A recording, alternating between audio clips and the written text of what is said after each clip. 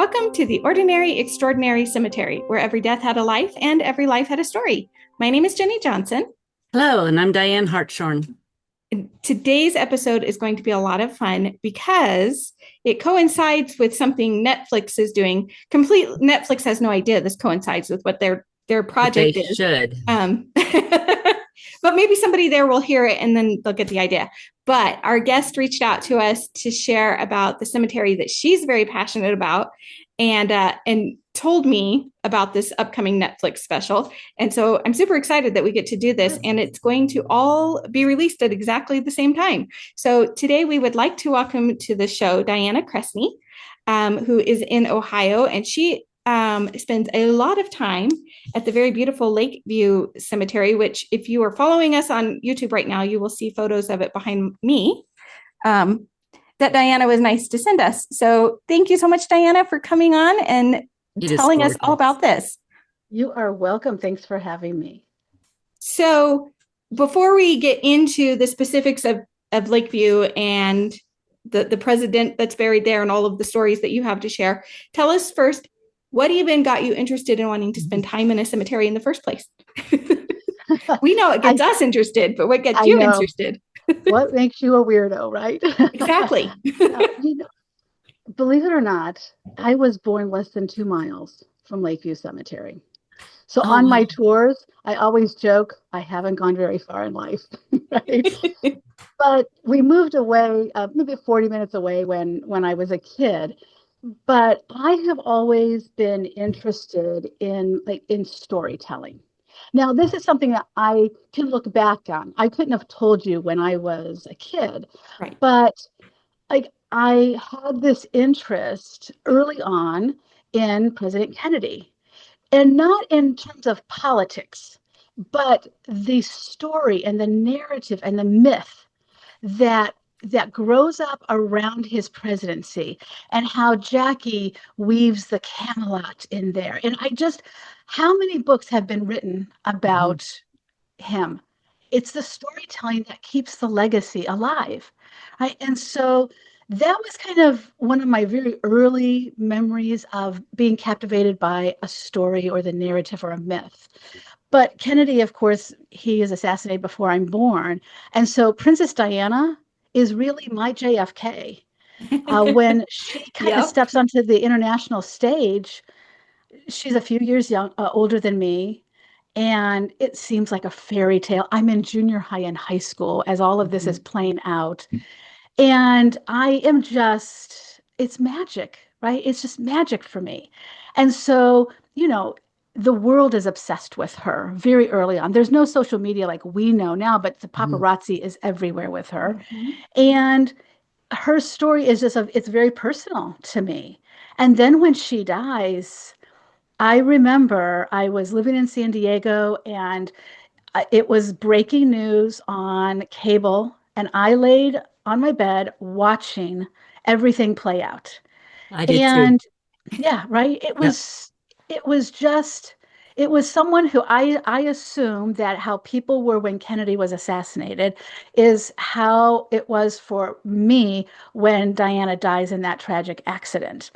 And so the ritual of her funeral and the public mourning and the myth that grows up around the people's princess, right, just impacts me. So between the president and the princess, I have these very early influences of how stories and narrative help us remember people.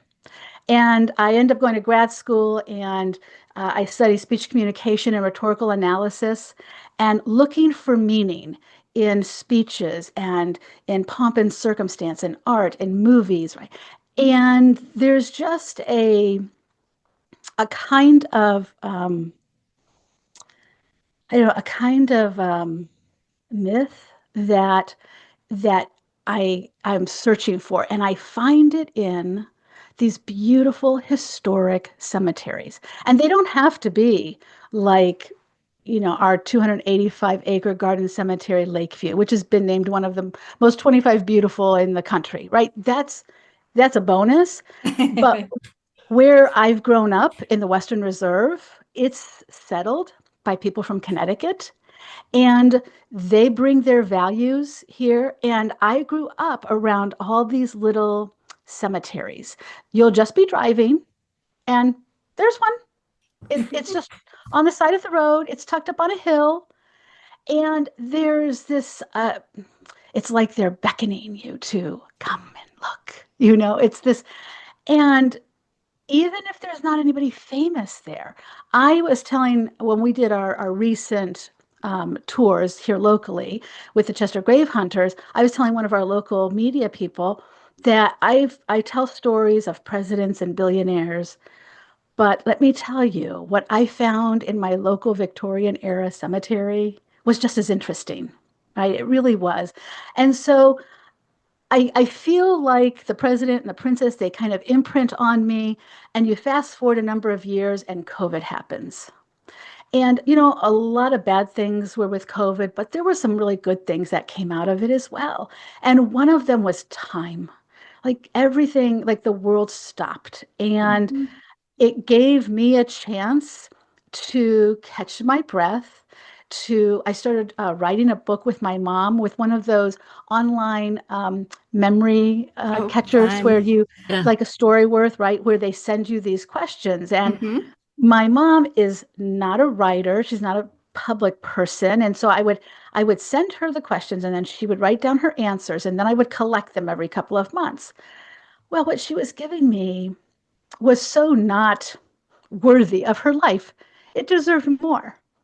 And so I started to interview her, like doing a living history. And we created a really beautiful book that I gave my brothers and sisters. Sorry. But, No. history isn't just for famous people. You don't have to have your name written in headlines in order to matter. Hmm. And what I love about these old cemeteries that I've grown up around is that sometimes the place and the stones are the only proof that Mhm. someone existed. Hmm. And it reminds me of what Jackie Kennedy said about the president, how, there was for a brief shining moment. And we all have this brief shining moment. We may not be famous, but we matter. And we may not have our names in the headlines, but they're engraved on stone, and we can do the research and we can tell their stories and their legacies live on through that. And so that's kind of my story. I'm really grateful for COVID in that I was able to slow down to do family history, to do the book with my mom, and to connect in a way that I hadn't been able to before because just busy with life. Yeah. And then when the world started to open up again, Lakeview was looking for volunteers. And so my husband and I signed up for him, and we went and we planted flags, which, in my genealogy, I found that we have had a member of our family serve in every major war since the Revolutionary War. And Wow. so putting the flags out is like a really small thing to kind of do as a service to those who have served us. And that then led to me interviewing for a guide position. And that was 4 years ago. I'm finishing up my fourth season. Wow. So cool. I love that you love the stories of everybody too. I Mhm. mean, you have a very special Lakeview is very special and that there are a lot of very well-known names who Yes. reside there, but the fact that it's important to you to talk about all the other people who still matter even if they never made the newspapers or they never got famous for anything, but I mean, there's more of us than there are of the famous people. So This is what I tell people on my tours because they often will say, "Oh, well, you can only be buried here if you're famous." And I don't know if you've looked around, but Cleveland, we don't have a whole lot of famous people. And so you're right. Yes, we are absolutely the eternal resting place of the rich and the renowned. I mean, our guest list, it's like a guest list of the best party in town, right? It is. But we're not just a monument to the rich and the renowned. I like to think of all cemeteries as like libraries. They're libraries of lives that were long and wonderful, and lives that were often cut short and were not so wonderful. And I know that there are stories at Lakeview of the not so wonderful. But they did matter to people. They matter to their families. And I love that when we're doing our tours, that oftentimes, yes, people are expecting the names, but we always include people who they're like, what? Really? And it is so interesting once you start doing the research and digging into their backgrounds, like everybody's story is. Oh yeah. No, I mean, that's what inspired this podcast was just my own research on cemeteries here that I loved and learning the stories of these people, especially women in my case. There were some women that I really wanted to know more about because they were the backbone of their community in a lot of ways. But people didn't, they've been dead for so long now. People are kind of like, oh, okay, it's a nice grave, whatever. But I'm like, no, they did things, even if they didn't make it into the history books. And so I wanted a way to do that. And I decided I didn't want to write a book. So I was like, what do? We're going to do a podcast. Right. Well, So this was a COVID project too. it really was. Yes, It was because right. we slowed down. I had time to start researching Right. those stories and putting it together. And then, yes. And then it was like, well, now what do I do with all this? And so I reached out to Diane and here we are. Yeah. So, And I really feel, I mean, I can resonate with what you're saying about the women because history is his story. Hmm. mhm. And I'm not some radical person, but I will tell you when I am on a tour, like we just did our local tours here at our Quirk Cemetery, and we did 12 stops. Now, when you're looking at 1801, there's not a lot of diversity in the Western Reserve. There just Right. isn't. So I've got 12 stops. I need to make these stories interesting and I need to tell them from different perspectives. And so, Mhm. how do you do that? That's one of the challenges of it because telling his story, it just really it gets boring. I know it gets boring for the people who are listening. And so I am always looking for a fresh way to Mhm. tell the story. And in this case, locally, I was I was sometimes telling it from a couple's perspective. Mhm. Sometimes I was telling it from the frontier mother's perspective. Sometimes I was telling it from the frontier children who died. We have a lot of children in our local cemetery who died. And so trying to find ways to tell the stories that are fresh and that people can relate to is always part of the challenge and also part of the fun. Oh, totally. Yes. Totally. Yes. And again, it helps people who I mean, a lot of times people who take these tours do have an interest in history, but when you hear it from a different perspective, Right.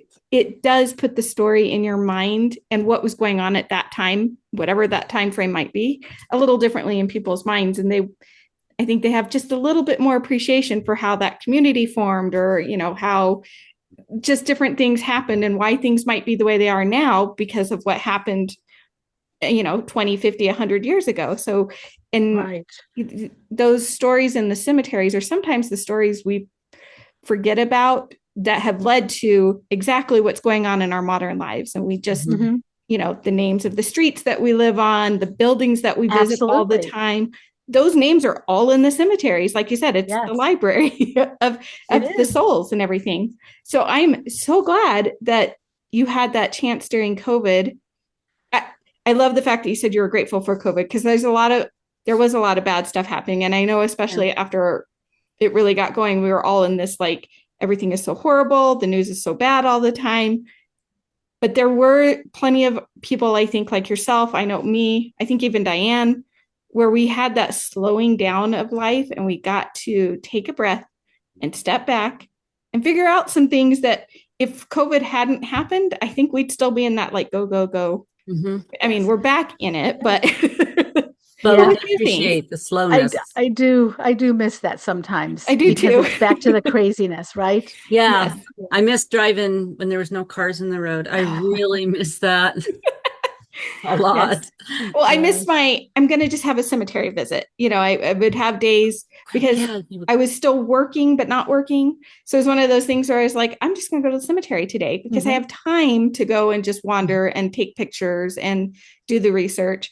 And now that life is back in full swing, even though I'm doing all the cemetery stuff now, it's not quite the same. So I kind of miss my visits Right. to the cemeteries that I was having before we got really Yeah. busy again. But that's okay. Right. Well, we have at Lakeview, we have brilliant marketing people. And it was so fun to me that they took COVID, and from that, they had a little campaign about that they had been social distancing, for more than 100 years because 6 feet apart, right? Love And it. so, and so it was very clever because we definitely found ourselves, the wonderful thing about garden cemeteries is there's this paradox. They have been created for our dearly departed, but they exist for the living. Mm-hmm. And Lakeview has really embraced that. And we have dog walkers and we have runners and we have concerts there. And so during COVID, it was such a wonderful place for people to walk and to social distance yeah. and to breathe the fresh air and to see the Mm-hmm. beauty that was still in the world, even when surrounded by death, right? Mm-hmm. Because that's really what our graveyards are. Here in Cleveland, and I know the garden cemetery movement in general, there are first public parks. Hmm. Mm-hmm. You know, Lakeview, when it's built, is 5.5 miles outside of Cleveland, the easternmost border. Well, people had one day off a week. Mm-hmm. And Cleveland made its reputation and its name from oil refining. So we had the river, and there's steel production, and there's oil refinery, and it's a dirty business. And Mm-hmm. so you can imagine having your one day off and going to Lakeview, which is 285 acres and much of it not developed at that point, and taking your picnic and having time away from the grime and the crowdedness and the dirtiness of the city, and just having that. And people, they made a day of spending a day with their loved ones. And oftentimes, not even somebody that they knew. But there are pictures of the people of the day wearing those wonderful outfits and their parasols and strolling the grounds, and just a beautiful opportunity to get away from the city life. Hmm. And so when COVID happens, it's an opportunity to escape. And I really think in so many ways, our garden cemeteries in all of our major cities really get a shot in the arm. People start visiting them again because Mm-hmm. of social distancing. I Yeah, I know think. the traffic, the foot traffic of the cemetery where I work at, which is probably one of the later garden cemeteries. There was so much more foot traffic, and for the very same reason, because um, it is definitely like a park, and it probably was one of the city's first parks. Hmm. Hmm. But yeah, and when you have the paths laid out and there's trees everywhere, and in your case, because you're on the eastern side of the United States, I mean, you have the variety in trees, and you Yeah. guys are an arboretum anyway. But Yes. like again, if folks are watching, for the folks not watching on YouTube, that one of the pictures that's behind me is sort of an overview of a Oh, section it's of the just cemetery, and you can gorgeous. see all the trees behind the graves, and they're in their fall glory. And and the gate too. I love the gate with the red tree behind it. Yes. So it's Red just maple. a gorgeous cemetery, and yeah, that's one that I if I lived nearby, I'd be in quite a bit too. It is a gorgeous cemetery. So before we started talking, I think it was before we started talking, you mentioned that you you studied speech communication and that. So I'm curious, how were you already a tour guide, or were you used to being that kind of activity when the job opened or the opportunity arose, or did it, or was it something like, hey, this sounds really interesting, I'm going to do it? And then do you do the research? Does the foundation do the research? How does that all work? Sure. So my husband and I have traveled quite extensively, and we have taken many, many, many tours. And I have learned from what I have loved and what I have longed for. There have been tours. I remember one tour at Doge's Palace in Venice, Italy. Oh, such a beautiful And palace. yes, it is, right? I was so excited because, Venice is so romantic. And so I Mhm. just can't wait for this tour. This is one of those tours that left me longing for Oh. another tour guide. He was telling history. He was giving me dates and reigns. And Mhm. I'm walking through this beautiful palace and I'm thinking, there had to be stories of intrigue and about what's going on, who was doing what to whom and who didn't get along with it. I got none of it. And so Oh. to this day, I have no good stories that I can associate with Doja's Palace. I would have to go online and do the research myself. So that was one of those cases where I was just like, oh, He didn't even man, give you a good story on the Bridge of Sighs. not That's really. the No, one story I do no. remember from when I took that tour, is standing on the Bridge of Sighs and talking about the prisoners, going over it. And our tour, I had a different tour guide, obviously, because our tour Yes, you guide did. was like so good at describing what it would have been like to take these prisoners over this bridge before their execution. And you could stand there and you're looking at the canal underneath going, it just gave you chills. I'm so sorry Yes, you didn't get that experience in that I did place. not get, but you know what it means? I have to go back, right? I Yes, it just have to does. go back and get another Yeah. tour.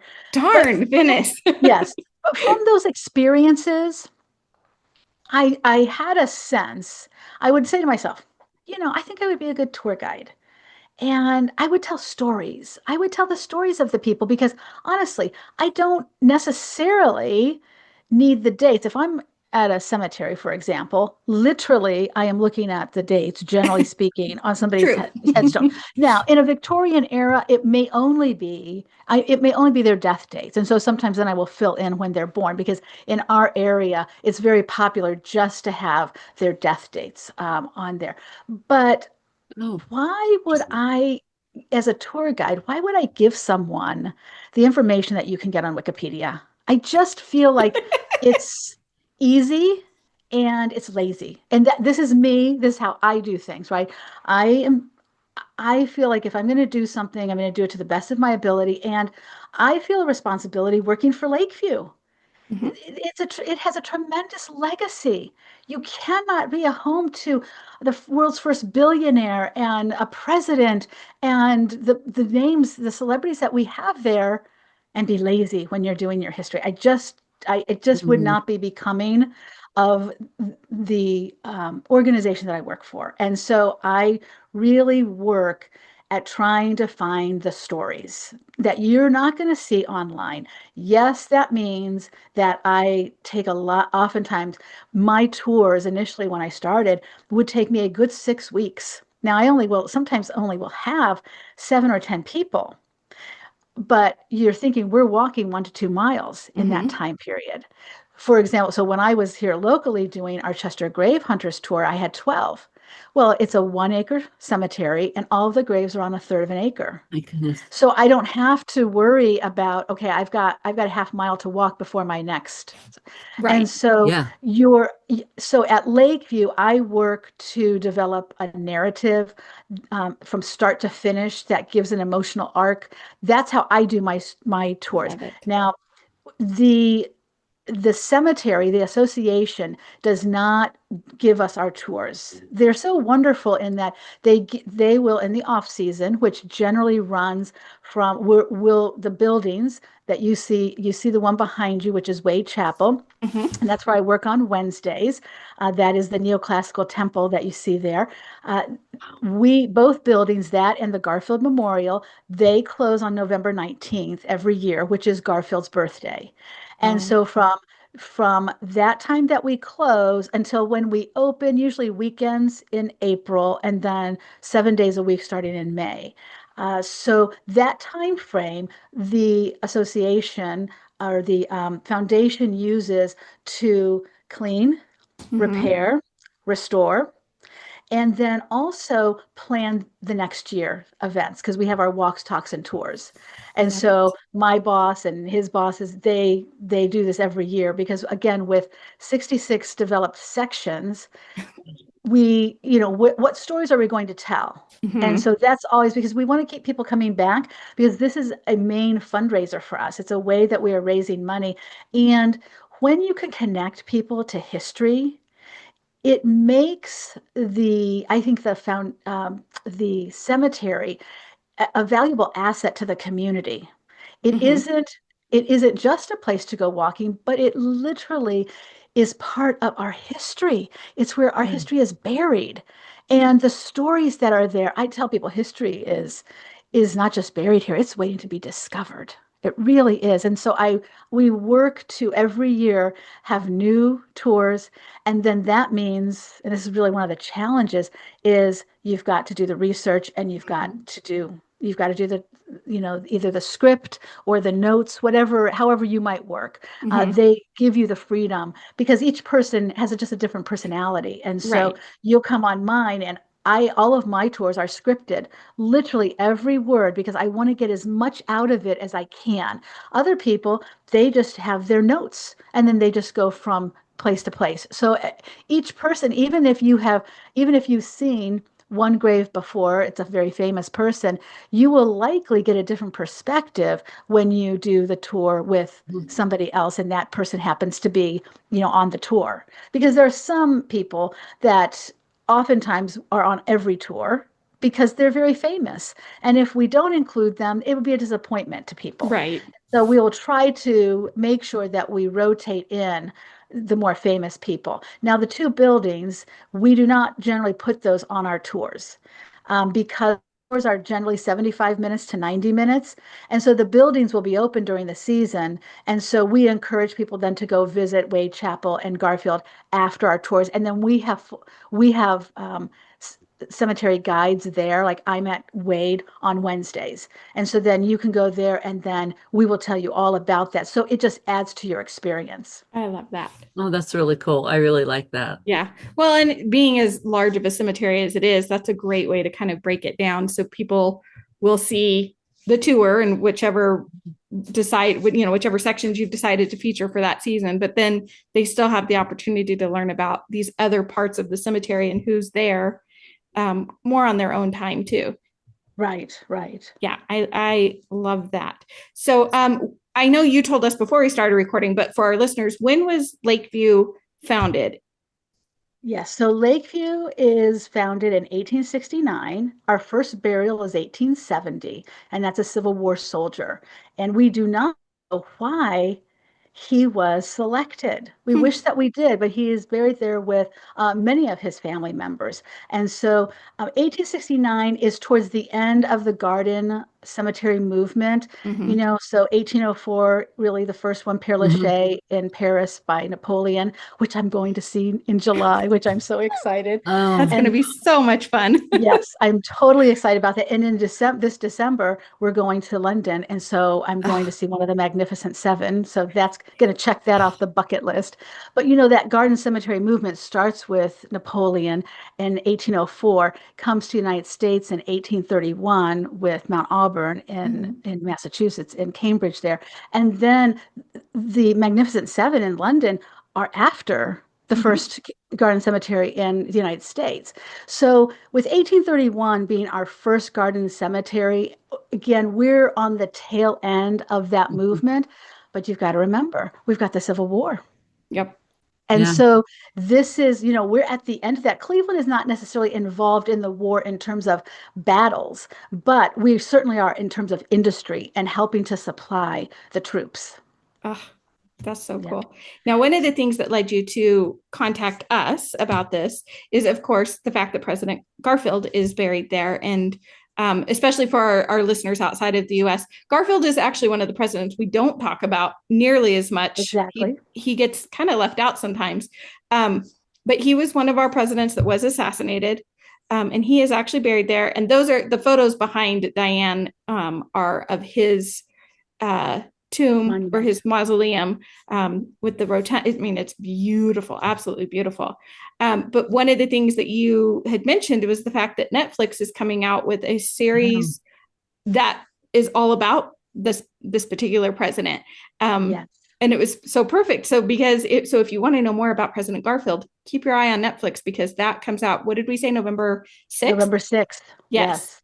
So definitely check it out. But now you're going to know a little bit more because Diana knows all these stories about him, Yeah. and Yes, where yes. he's buried. And I will show you, this is the book that the Netflix special Oh, is using. So it's Candace Millard's book. And now she covers a lot of information. The Netflix special, the miniseries, is focusing on Garfield and his assassin, Charles mm-hmm, Guiteau. And so the Death by Lightning, which is the name of the Netflix miniseries, that actually comes from a letter that Garfield writes to his Secretary of War, who is Sherman Tecumseh, I believe he's a Tecumseh Tecumseh's Sherman. brother. Yeah. Yes, and he is the Secretary of War, and he forwards a letter from a Mr. Hudson in Michigan, and he is warning him of assassination.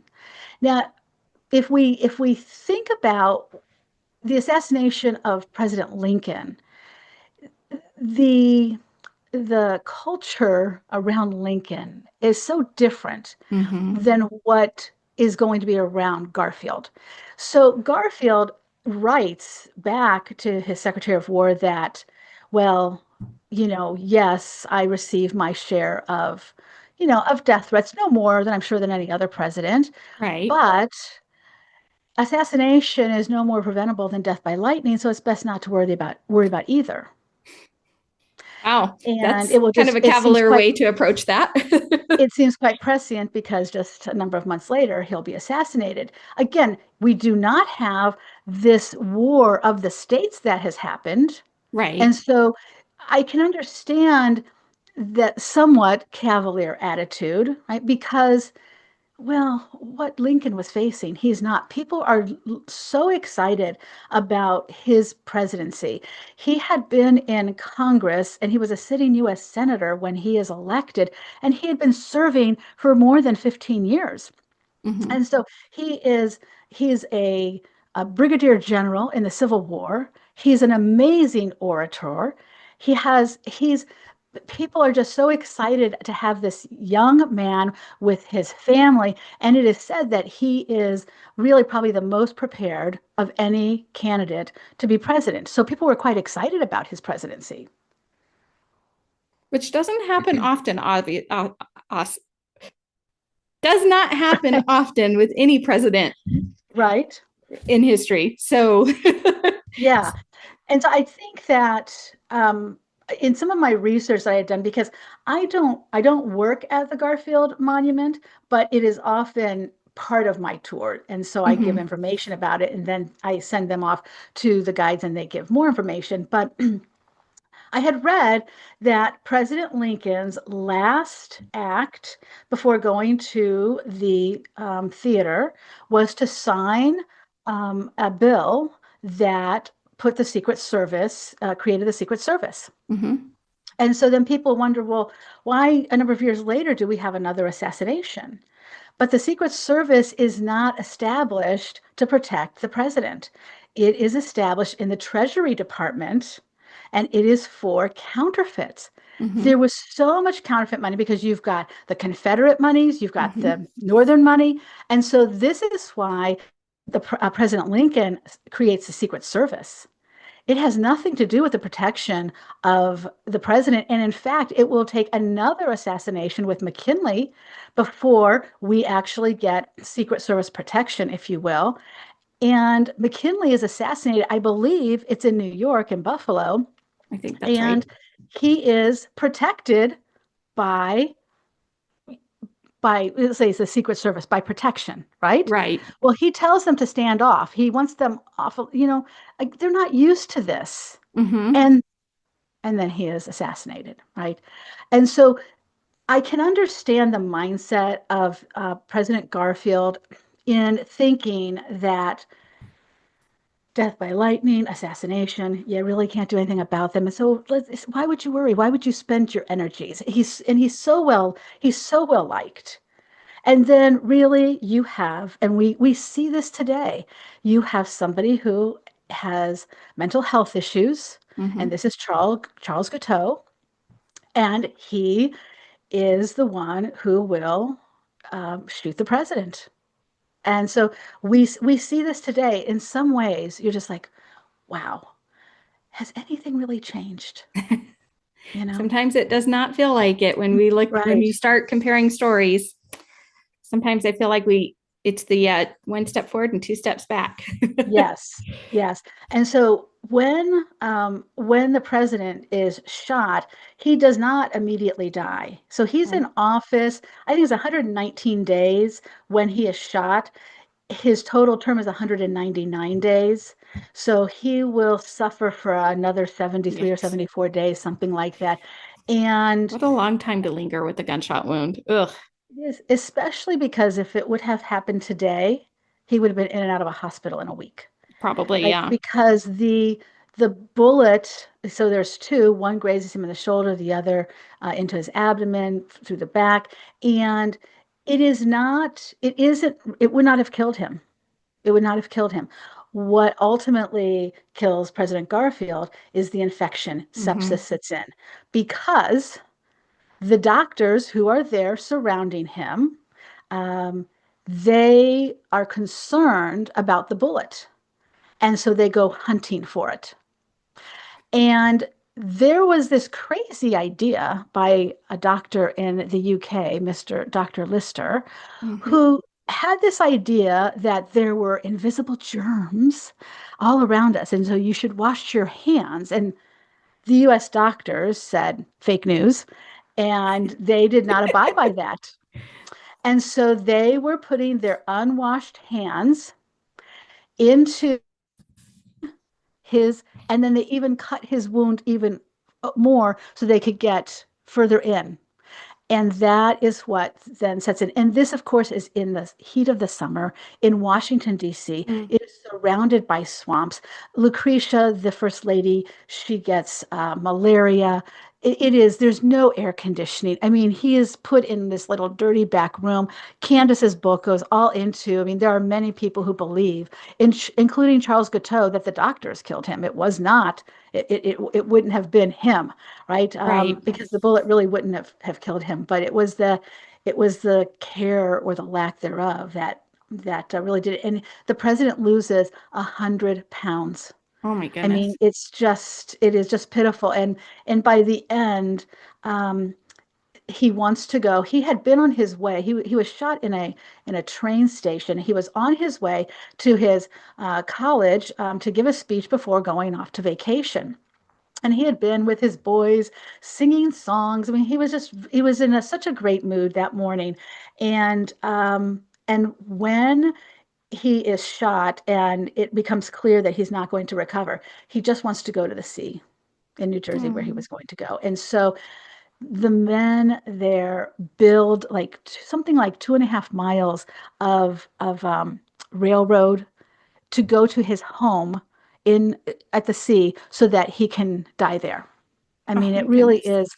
it is really so sad and so poignant that we lose such a star. Hmm. Such a star. And of course, one of the Ohio presidents. We are home Hmm. to many presidents, I think second only to Virginia. And to wonder what might have been. And Right. so we have this amazing monument at Lakeview that is a tribute to, I think, a president that left people with hope, that they were so hopeful for him. And the Wall Street Journal has called his monument a presidential tomb fit for a king. It Mm. is the most ornate of all presidential monuments. It is And gorgeous. It isn't is. it? I mean, It it kind of really looks like is. a mini castle. Yes. Well, it was supposed to be bigger. It was supposed to be bigger, but in the time that they had to raise the funds, they raised $135,000, which was a lot of money at the time. But the plans needed to be tweaked and reduced down a little bit. And so it is really, you see it now. And if you are interested, you can go online. We were talking before we started recording that uh, Lakeview has undergone a multi-year $1 million restoration, renovation of the memorial because it's Berea sandstone, and because Cleveland was a refining, we refined oil and we had steel mills along our river, that it just picked up all of the pollution. And so you can look back on pictures from 5 years ago, 10 years ago, and you will see that it's just black. And Hmm. so our timing was perfect because it begins about 2019 and it goes through COVID and it's completely scaffold. And so that work was able to be done because it was all outside work and it was able to be clean. And so for the first time in our lifetimes, we're able to see Um, the original colors of the sandstone and the beautiful bas reliefs, that there are panels all along the top that are life-size sculptures that show various scenes from the president's life. That's Oh, really love it. remarkable. I think what's impressive too, not only the monument, but that the cemetery is a foundation. It is privately owned. It is not city or not city funded whatsoever. And that you're able to raise money for such extensive projects like that is very impressive. I don't think people Yes. realize how much work goes into Hmm. fundraising um huge projects like this. And just the The upkeep of the maintenance. cemetery on a daily Mhm. basis as well. Yes, when you're a level two arboretum and you have more than 10,000 trees, it is a lot of work. It Hmm. is a lot of Hmm. work. And once the lawnmower becomes a thing, it Hmm. changes our cemeteries, right? But we are Yes. still that garden style cemetery. We have different sections that have allowed different kinds of stones. So there can be some easier maintenance to it, but there's no endowment for this. So Lakeview, as is typical of the traditional garden cemetery, was privately owned. It's an association. We've always had a board of directors who are volunteers. And we've also always been open to all walks of life, which is, again, unusual because you would have Catholic cemeteries or Jewish cemeteries. Right. But Hmm. Lakeview is open to all walks, whether you were a person of faith or no faith, it didn't really matter. And so um, not having an endowment is definitely a challenge. And For so sure. so our association is responsible for the sales because we estimate that we still have an additional 50 to 75 years of sales, depending on whether cremations continue to be popular or not. And then we have the foundation side, and the foundation is who I work for, and we're responsible for the fundraising. So my boss and their bosses, they are doing the fundraising, they're doing the capital campaigns, and we're part of that in terms of our tours. So when you go online to lakeviewcemetery.com and you go under events, you can see every season, you'll see what events we have. We have our trolley tours, we have our walk, talks, and tours. We've got private tours. So if you're an organization, a company, like an insurance company or Cleveland Clinic, and you want to bring your new workers. So we will host That's private lovely. tours. And then we also have our buildings that are open. And so our buildings are open 7 days a week from May through November 19th. And that's from 10 to 4, generally speaking. Like I'm working on Saturday at Wade. I have I have a private tour coming at 9 o'clock because it's All Souls Day, I believe is what it's called, All Mm-hmm. Souls Day, the day after Halloween. Oh, yeah. Yep. So, okay, so I've got two small churches coming with a choir, and from 9 to 10 we're doing that. Then at 10:30 I have a funeral service, and at 1 o'clock I have a celebration of life. So you'll come, and the buildings, yes, are generally open from 10 to 4. However, sometimes death happens, and so those will take precedent, and those are Right. private. Well, I mean, you still have to do that business. That's what the cemetery is there Right. for. So, Exactly. Yes. yes, but It's I, always that, life and death, right? You're walking that mhm. fine line. Oh, for sure. But you guys have done, your foundation has done an amazing job. But you said yourself, I think before you started recording, that you have a wonderful marketing team, which is super important because they're getting the community involved. Like there's people like us who we will automatically go to the cemetery. We'll do the stuff that needs to be done. Right. But there's the people who just drive by it. They know it's there. Maybe they have a family member buried there, but they're not Mhm. thinking about the cemetery other than those moments. And the fact that with your foundation, with an entire marketing team, it puts it out in the community and makes people remember that it's more than just a place for the dead. Right. Like there's things to do, there's history to learn, there's stories to learn. And so it gets people to come back into the cemetery for more than just a passing thought in their Right. minds. Right, right. And you see Wade Chapel behind you, that Mm-hmm. neoclassical temple. And that was built in honor of Jephthah Wade, who was our one of our founders and our first president. And he was co-founder of Western Union Telegraph. He was one of Oh, the wow. big men of America. And when he dies in 1890, his family wanted to do something to honor him. And so we were in need of crypts. So in the wintertime, we're not able to bury back in the Mm-hmm. day. So it's built between 1898 and 1901. No heavy equipment. We're still digging graves with by hand and shovel. And so the Wade family generously offers to give us the receiving vaults, but also to build a chapel. Because the 285 acres, we had no chapel. Mm-hmm. And Wow. so they they have their family architects create this beautiful little temple that was inspired 93 Columbian Exposition in Chicago, known as the White City.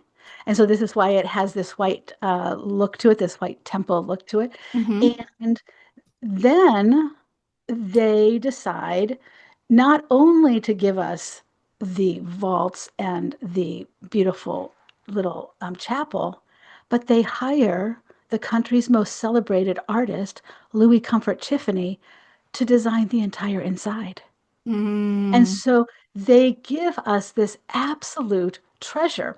And so when people see that, it's very easy to see wealth, Mm-hmm. and what I want to try and always give people context. Right. And we had a very famous basketball player who played here in Cleveland named LeBron James. And you would think, well, now how could you bring LeBron James up when we're talking about a cemetery? But I'll tell you, when LeBron he had left Cleveland, and then he wrote a letter that was published in Sports Illustrated, and he said, "In Northeast Ohio, nothing is given, everything is earned." And this so embodies not only the spirit of Cleveland, but Jephthah Wade. Jephthah Wade was like the ninth of nine children. His dad dies when he is a small boy. He's apprenticed out at the age of 12 because, of course, he has no inheritance as a ninth child. And Right. so this gives his family, it gives him some kind of a future. And he's an apprentice for a brickmaker and a cobbler. He becomes a portrait painter. And in his 30s, he finds the industry that will really make him the millionaire that he becomes, right? But he's 34 years old, and he figures out the telegraph industry all on his own. There's no internet. There's no books on how this is working. He figures it out. He actually innovates, and he insulates the lines so his lines are stronger. And he has like a 4 or 5 region state area where he is um, installing these lines. And it is President Lincoln's wish to connect the country coast to coast Mm-hmm. with by the telegraph. That has had not happened. We had the East Coast, right, through about St. Louis, and then we had the Mm-hmm. Pony Express, and then you had California, right? And so what Mr. Wade does is his companies his company and his business is kind of subsumed, if you will, or bought by a company in New York. They changed their name to Western Union Telegraph, and they task him with going to California into the San Francisco area, consolidating all of individual lines, and then bringing the telegraph over the mountains to Salt Lake City. Now, at the same time he's doing that, there's another team going from St. Louis across the Great Plains. And President Lincoln does not think that this is going to be possible because as quickly as they put the telegraph post up, he believes they'll be taken down by the Native Americans. So it's a real challenge. The projects are done, completed in less than a year. Mhm. Crazy. Isn't that amazing? You're like, what? This is the 1860s. What? Yes. Mm-hmm. It's just amazing to me. And so Jephthah Wade is such an innovator, and he is such a wonderful philanthropist in Cleveland, donating land, and he's on so many different boards and just gives so much of his self and his money to create our first public green spaces. And so the Wade Chapel, at first glance, you see that wealth, but it really is just a symbol of the spirit of Cleveland. The people who came here oftentimes with not much or had not much in life, and they made something of themselves, very much like LeBron James himself. Really, I mean, and Mm-hmm. so I always try and have people see behind the curtain Mhm. because there's a quote, and it says something like people will surprise you. Some people, if you look at their cover, you might not think they're very interesting, but their content surprises you. And that is what I often find with either graves or cemeteries, is that at first glance it may not be what you think it is. Mm-hmm. It may be humble or it may be grand, but when you start to dig into the history and the lives behind the stone, wow, what a story. Oh, I love it. And often at that time too, the ones who were multimillionaire businesses like the Wade family, they also gave back to the community so much. For instance, like Carnegie and all the libraries he established. Yes, So absolutely. it's we Yes, have and so much to learn from we we do. have so much to learn from the past.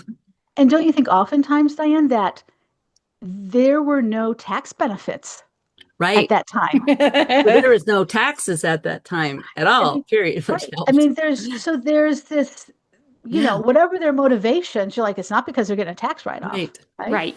And so there is this sense of a responsibility to the community that I find in Cleveland. Our founding families were just were just so generous. They really were. And it is very easy, especially in today's age where history is being torn down. But our cemeteries are wonderful repositories of history and the lives that mattered and the people who came before us. And I think that they're important parts of the history of our communities that are oftentimes overlooked. Hmm. Definitely. Well, I think too, one of the things that I think if we go back to like Wade, he experienced so many different types of jobs before he got to his wealth, right? He Mhm. was an apprentice and he did all these other things. And when we look at historically, especially the men's stories, a lot of them changed careers quite often. They went from job to job, either because it became necessary in order to support themselves or their families, or just Mhm. because their interests changed. And I Mhm. think in history, that was something that happened often up until after World War II. After Mhm. World War II, we got into a point where we're like, okay, everybody's going to go to school, everybody's going to go to college, and then you're going to have a job and you're going to work for the same job for until you retire. And I think from that point on, that's what we still kind of Yeah. expect, even though it's not Yeah. necessarily reality.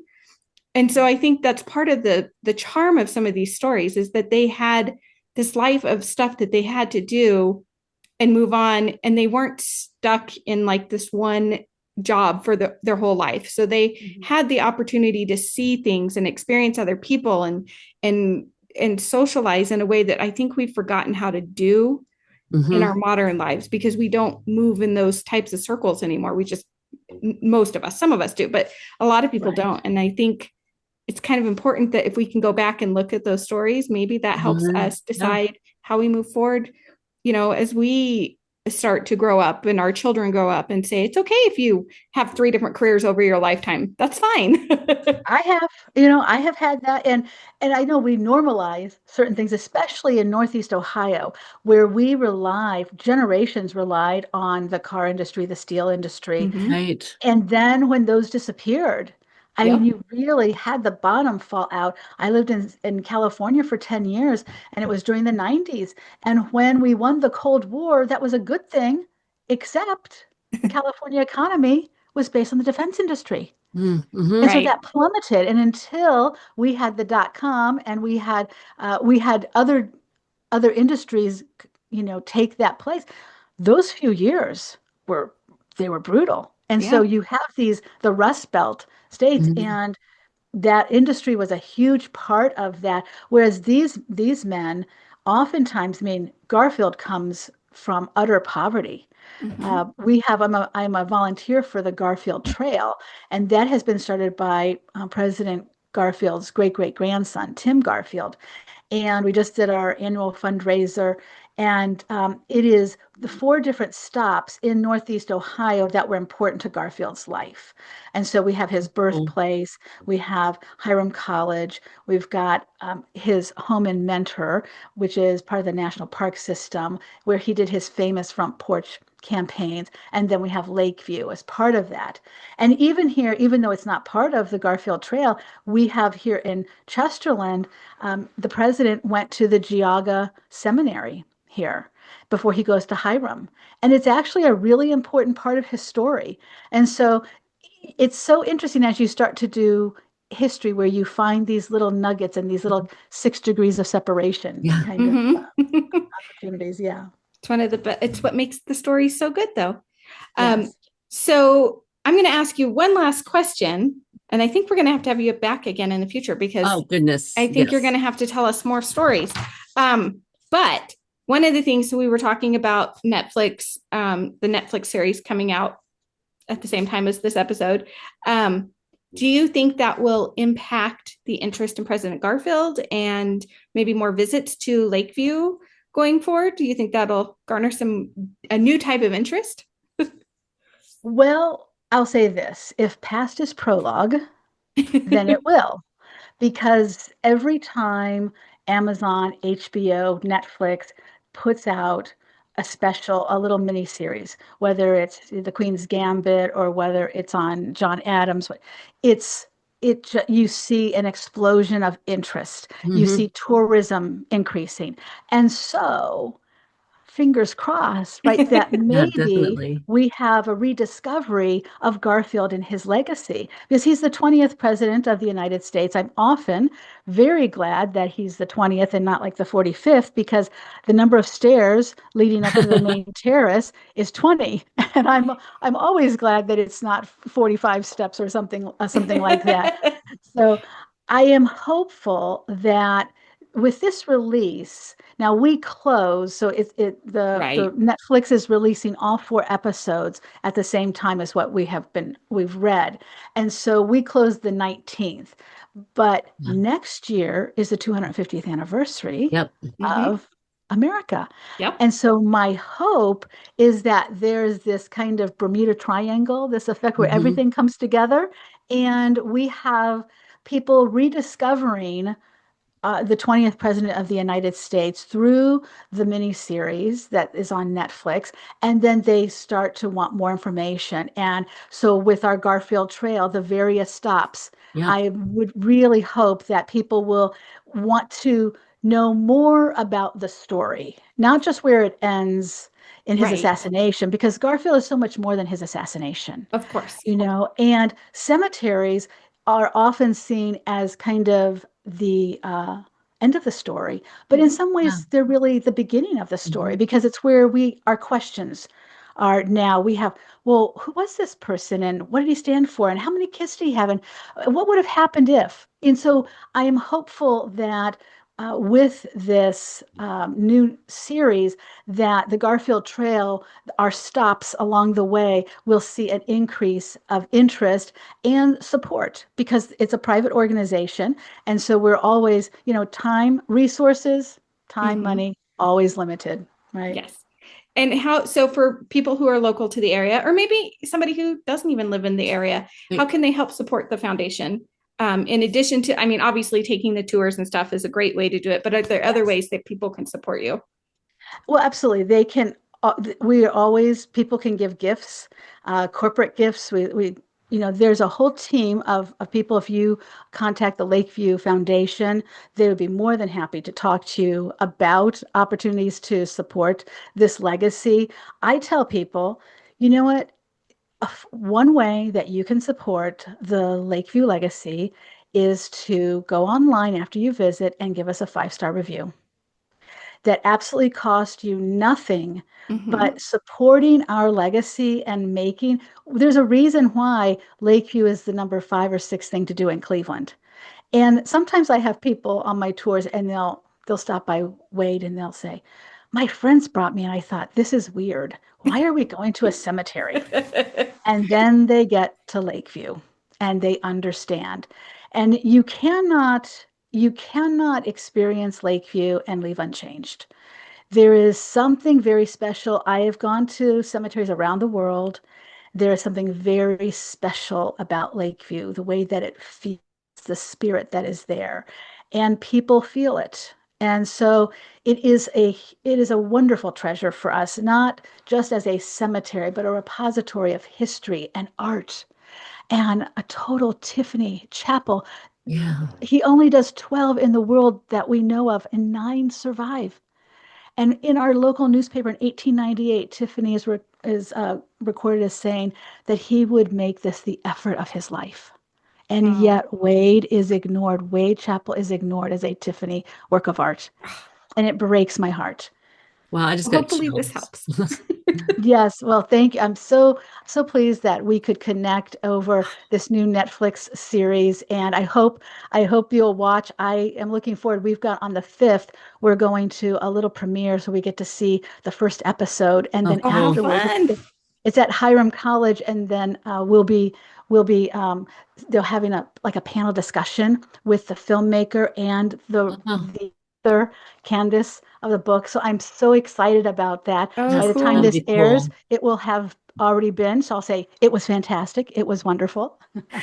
Oh, how That's exciting. exciting. Yeah. Yes. Well, that sounds like fun. And like I said, we would love to have you back again at some point to tell some of the other Absolutely. story, your lesser known stories. Um, Well, I mean, if you think that John D. Rockefeller and Elliot Ness and Alan Freed, who coined the term rock and roll, are those lesser stories? Oh, no, no, no. None of nobody's. I'm thinking the less famous Unknown. stories. That's Yes. what I should have said. Because yes, nobody's the less. story is lesser. Yes. Well, we have. I mean, really, there are so many, and it's one of the reasons I enjoy watching your podcast, is because I learn from so many other people and get their perspectives and see what they're doing in their own communities. And so, we're doing the same thing. While I work at Lakeview, I'm a volunteer for the Chester Grave Hunters, and we've just had our sold out little lantern tours that we did for the first time, and that was fantastic. There was nobody famous, but I will tell you, it was such a treat to do the research for Hmm. that, and to tell the stories that had been buried for more than a century. It was I just love so it. wonderful. So I encourage, if you are thinking you need to have a special training or special, you don't. You just need to be somebody who cares. I love that. Well, Yeah. thank you so much, Diana. Diana, this was amazing. Really lovely to talk to you, ladies, and nice to meet you. Thank you for joining us today. To learn more about today's episode, visit our website, theordinaryextraordinarycemetery.com, where you'll find additional links in our show notes. If you're watching on YouTube, please like and subscribe to our channel. And if you enjoyed this or any of our episodes, consider leaving a 5-star review on Apple Podcasts, Spotify, or YouTube. Your support helps others find our show and discover all of our ordinary, extraordinary stories. You can also follow us on social media for cemetery facts, photos, quotes, and more. We are on Facebook and Instagram at Ordinary Extraordinary Cemetery. If you'd like to help support us financially, you can donate a cup of coffee by clicking on the coffee cup icon on our website or YouTube, or purchase some of our fabulous Ordinary Extraordinary Cemetery merchandise through our store link. Until we meet again.